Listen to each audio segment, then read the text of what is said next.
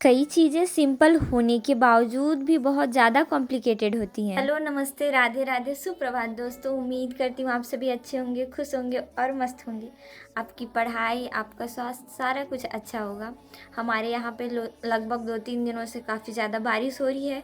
2 दिनों से तो काफ़ी ज़्यादा बर्फ़ वर्षा हुई है, मतलब पत्थर गिरे हैं। कल रात को तो नहीं हुआ, परसों रात को भी बहुत सारा पत्थर गिरा। कल दिन में मतलब शाम के टाइम पर बहुत बारिश हुई है। और यहाँ का जो टेम्परेचर है ना, वो काफ़ी ज़्यादा चेंज हो गया है। पर गर्मी अभी भी है, मतलब थोड़ा सा उमस वगैरह वगैरह। प्रॉपर धूप नहीं आ रही है, नहीं तो इस टाइम पे यहाँ पर पूरे चेहरे पर धूप आता है। अभी हल्का सा धूप है कुछ इस तरीके से। तो सीमा दीदी अभी भी सो रही हैं। पिंकी दीदी को दुकान में बैठाया गया था। मैं, मम्मी आज मतलब मेरा भी नींद 7 बजे खुला। मम्मी भी लगभग 6:50 पर उठी होंगी। पापा थोड़ा जल्दी उठे होंगे, इसलिए शायद मैं आज उनको दुकान जाते नहीं देखी।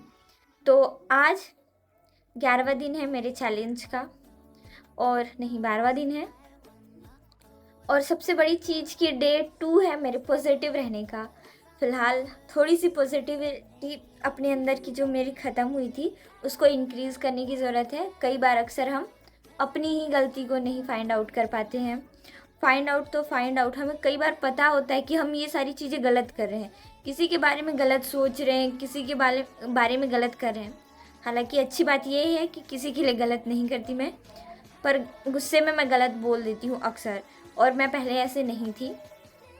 तो इस चीज़ को मेंटेन करने के लिए भाई कर रहा है, करने दो। कोई गलत है, गलत रहने दो, अच्छा है, अच्छा रहने दो। अभी फ़िलहाल है ना, हम दुकान जाएंगे। मैंने पहले दुकान खोला, दुकान की सफाई की, फिर पिंकी दीदी को उठाया। पिंकी दीदी अभी बैठी हैं। अब मुझे चैलेंज लिए हुए भी लगभग 12 दिन हो गया, और आज भी मेरे अंदर कोई भी इम्प्रूवमेंट नहीं हुई है। मतलब कि सारी चीज़ें तो सिस्टमेटिकली चल रही हैं, पर जो टॉप सब्जेक्ट है मैं उनको अभी भी आसानी से हैंडल नहीं कर पा रही हूँ। मुझे बहुत सारी चीज़ें पता नहीं चलती कि क्या पढ़ना है, कब पढ़ना है, कैसे पढ़ना है, किस तरीके से पढ़ना है। तो मुझे थोड़ी थोड़ी सी प्रॉब्लम हो जाती है, पर इन सारे प्रॉब्लम का सॉल्यूशन एक ही है कि आप कोशिश करो। जब पिंकी सीमा अगर सुबह थोड़ी जल्दी उठ जाते हैं तो मैं बाकी सारी चीज़ों से थोड़ा सा रिलैक्स महसूस करती हूँ। आज पिंकी दीदी की हेल्प की वजह से मैं दुकान थोड़ा लेट आई और रिलैक्स होकर थोड़ा मुझे अच्छा भी लगा। मम्मी से मैंने प्रसाद के लिए लड्डू मंगवाए थे, क्योंकि देने वाले को पता होता है कि कब किसे क्या देना है। वैसे थोड़ी सी मैं लालची हुई थी उस दिन, और मुझे काफ़ी ज़्यादा तकलीफ़ हुई थी, इसलिए मैंने भला बुरा बहुत ज़्यादा बोल दिया था भगवान जी से। माफ़ी मांगने के बाद और थैंक यू करने के बाद मैं किचन में आ गई और अपने लिए रोटियां बनाने लग गई, क्योंकि अभी पिछले 2 दिनों से जो रोटियां बन रही थी उसे मैं टेस्ट भी नहीं कर रही थी, क्योंकि मुझे पसंद नहीं आ रहा था। फिर जब नाश्ता पूरी तरीके से बन गया तो मुझे दुकान में ही खाना पड़ा, क्योंकि पिंकी सीमा का आज एग्ज़ाम था, और इसी वजह से मुझे दुकान में ही रहकर ब्रेकफास्ट करना पड़ा।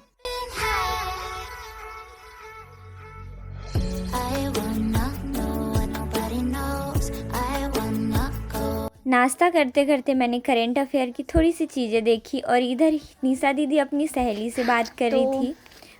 अभी शाम का लगभग 4:56 हो रहा है। ये देखो, नॉर्मली पूरे पूरे दिन घर पर रह के बैठना मेरे लिए दिक्कत कर गया। ऐसे जब तक तकलीफ़ ना हो ना, तब तक पता भी नहीं चलता। मुझे पता है मेरी तरह बाकी सारे लोगों को भी थोड़ी सी प्रॉब्लम होती होगी। मैं रेगुलर पढ़ती हूँ, पर मुझे ऐसा लगता है कि मैंने कुछ पढ़ा ही नहीं है। सारी चीज़ें अधूरा अधूरा सा लगता है मुझे। छत पर पुश्तैनी टूटी हुई कुर्सी मिल गई है, इसमें बैठ गए हैं। पर देखो, पूरे पूरे दिन मैं घर पर रहती हूँ ना, मतलब सुबह 6 बजे से जब मेरी नींद खुलती है, छोटे मोटे काम निपटाने के बाद मैं पूरा का पूरा दिन दुकान में रहती हूँ, और ना इस वजह से मेरा कहीं निकलना आना जाना होता है, ना ही टहलना होता है। मेरे जितने भी जगह मतलब जोड़ है ना, मतलब कलाइयों में तो नहीं है, पर कमर में, घुटने में, मतलब ऐसे पैर के नीचे नीचे वाले पोर्शन में काफ़ी ज़्यादा जगह अलग सा दर्द महसूस हो रहा है। मतलब ऐसा लग रहा है ना कि देखो मुझे थोड़ा भी कुछ होता है ना तो मुझे डर लगता है।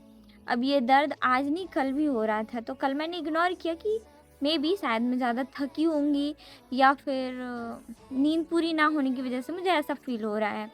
पर ऐसा नहीं था, प्रॉपर नींद लेने के बावजूद मतलब अभी थोड़ी देर पहले जब मैं यहाँ छत पर आई, इससे पहले मैं बिस्तर पे थी। मतलब मैं सोच रही थी कि थोड़ा देर में सोऊं, नींद थोड़ी देर और रहती तो आ जाती, पर मैंने सोचा अभी 5 बजे सोकर क्या फ़ायदा। अभी देखो 5:01 हो रहा है और पीछे आप लोग देख रहे हो, हाँ हाँ मेरा घर नहीं है, मधुमक्खियों का घर है।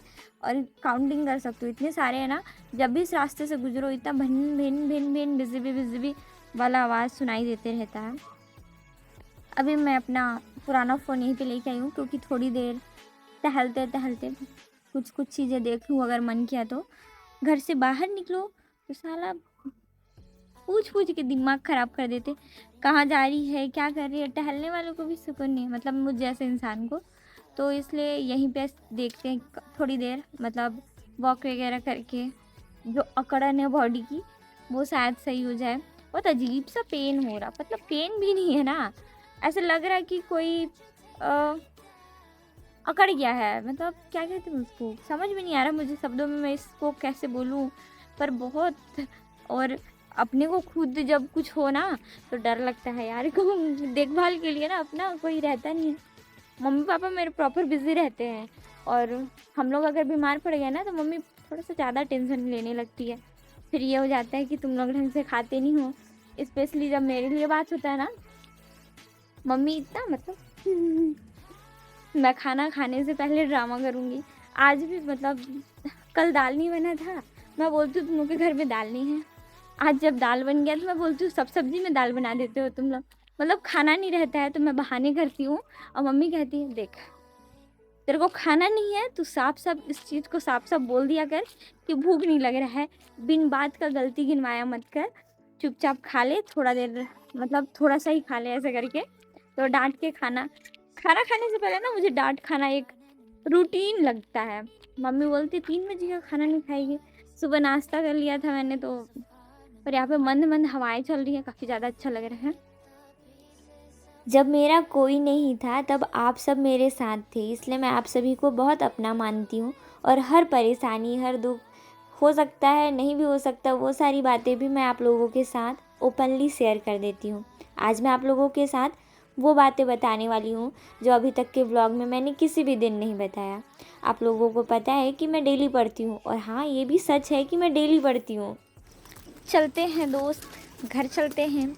पीछे का खूबसूरत सा नज़ारा देखो, इधर से मैं दिख रही हूँ, उधर से दिखाती हूँ, थोड़ा रुको।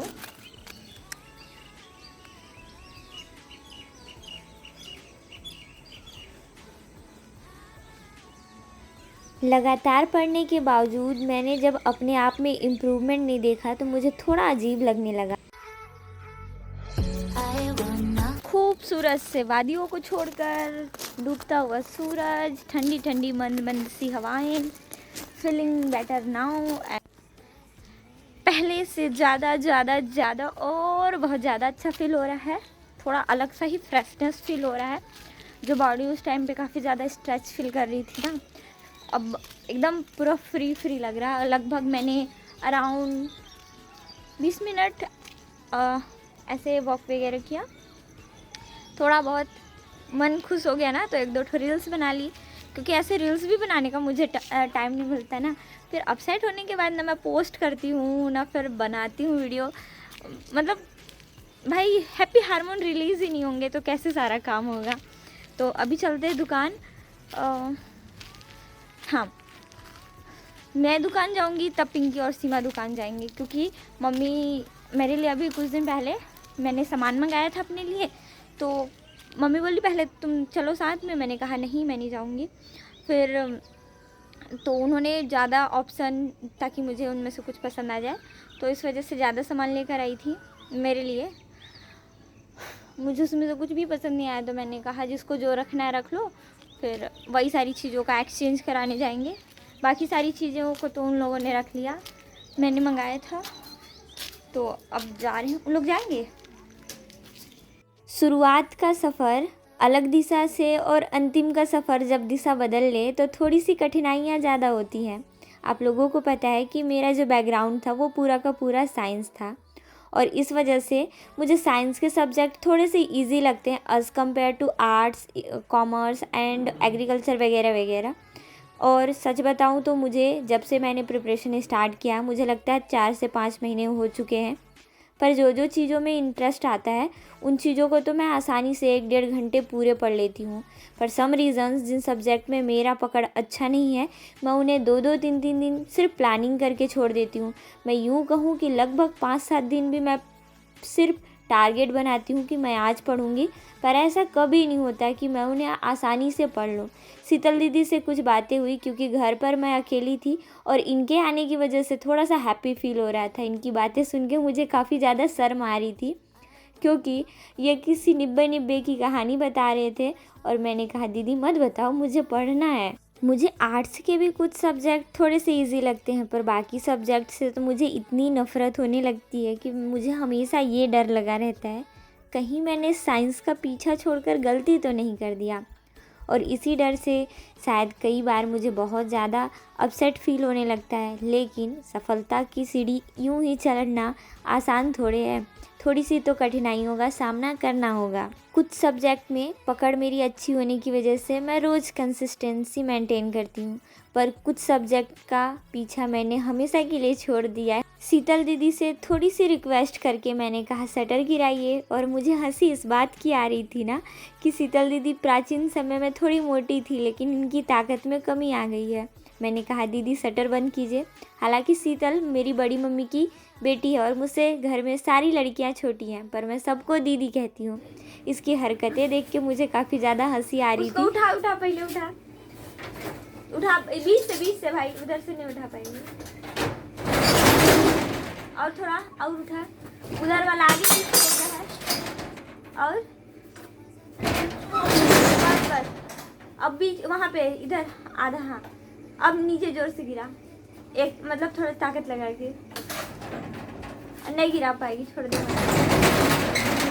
फिर लटका दी, देखो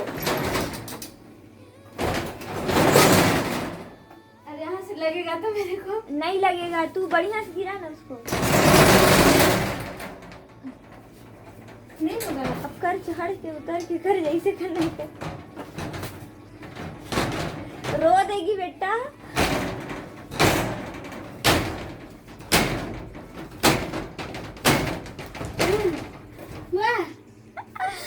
शीतल का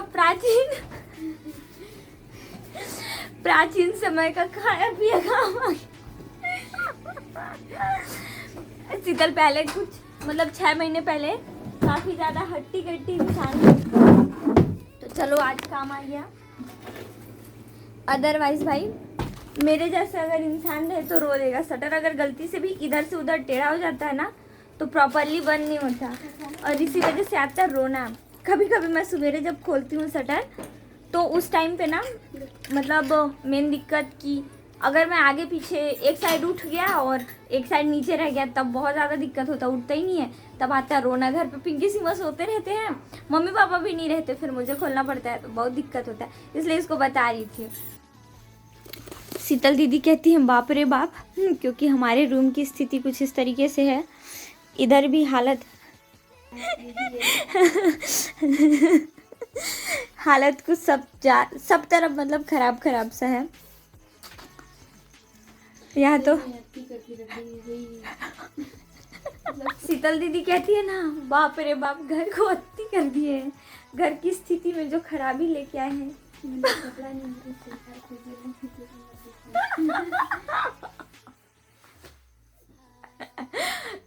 कार्टून में बनना है वो। कहाँ है? दुकान से आने वक्त मैंने प्लान किया कि अंदर जाकर अच्छे से पढ़ाई करूंगी, पर यहाँ आने के बाद तो बहुत सारे काम थे। बिस्तर को सही किया, शीतल दीदी साइड में फ़ोन चलाने लग गई और मैंने अपना काम शुरू कर दिया। कंसिस्टेंसी मेंटेन रखने के लिए मुझे थोड़ा थोड़ा जो विषयों पर डर है उसे हटाना पड़ेगा, इसलिए मैंने कल से सोचा है कि प्लानिंग में कुछ इस तरीके से करूँगी कि जो टफ सब्जेक्ट है मैं उन्हें पहले स्टार्ट करूँगी, जबकि मैं बाकी दिन पहले इजी सब्जेक्ट से स्टार्ट करके टफ़ सब्जेक्ट को छोड़ देती थी। इस वजह से ना ही मेरा टाइम इम्प्रूव हो रहा है और ना ही मैं सब्जेक्ट पर अच्छी पकड़ बना रही हूँ। दोनों चीज़ों के लिए मुझे थोड़ी सी एक्स्ट्रा एफर्ट डालनी पड़ेगी, इसलिए मैंने सोचा कि थोड़ी सी प्लानिंग चेंज करते हैं। खाना बनने में आज काफ़ी ज़्यादा लेट था, इस वजह से मैंने चाय बनाने को कहा। चाय में चाय पत्ती ज़्यादा थी और उल्टी आने जैसी संभावनाएं लग रही थी। कुछ दिन पहले नेगेटिव ना सोचने की बात हुई थी, इस वजह से चाय और मिक्सचर खाकर मैंने पढ़ाई किया और सो गई। आज मैंने डिनर भी नहीं किया। कभी कभी मैं अपनी मम्मी पापा के आने से पहले ही सो जाती हूँ, पर डिनर आज ना भी करने के बावजूद मैं काफ़ी रात तक जगी थी और अपना कुछ स्लॉट कंप्लीट करके सो गई। Thank you so much for watching this video. आप सभी अपना ख्याल रखें। मुलाकात होगी कल एक एनर्जेटिक वीडियो के साथ। आप सभी का thank you, thank you, thank you.